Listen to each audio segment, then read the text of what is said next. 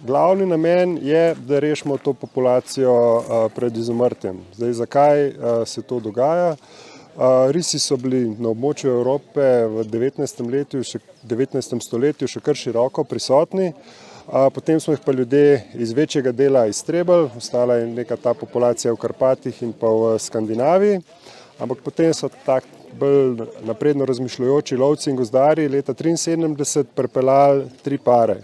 Se pravi 3 samice, 3 samce, in to se je zelo dobro prijelo, ker pri nas je zelo primerno območje za ris, ima dovolj hrane.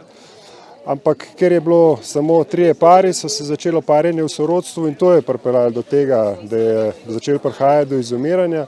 In glavni cilj projekta je pripeljati nove živali, ki bojo svežo kri pripeljale.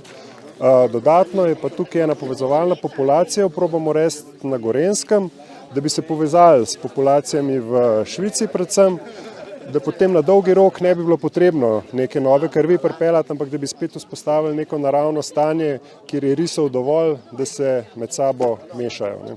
Tukaj na Jelovici sta bila Cojs in Aida, sta imela tudi 2 legli, ampak približno pred enim letom Cojsa nismo več sledili, tudi nismo ga sledili na kamerah, vratnice včasih odpovejo, ampak tudi na kamerah ga ni bilo.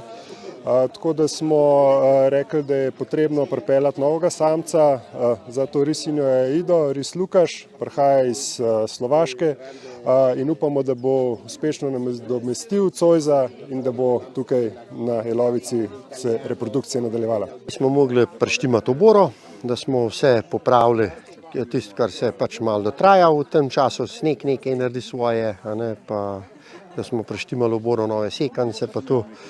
Potem pa, da smo naštimali noter plin, srno, pa vodo smo. Potem smo pa tu prvi na 4 dni, potem pa na 5, ker ni več tako pojedel. Prišel je bolj lačen in je na začetku mehno več pojedel, zdaj se je pa malo umiril, zdaj pa ima kar za teden en komad.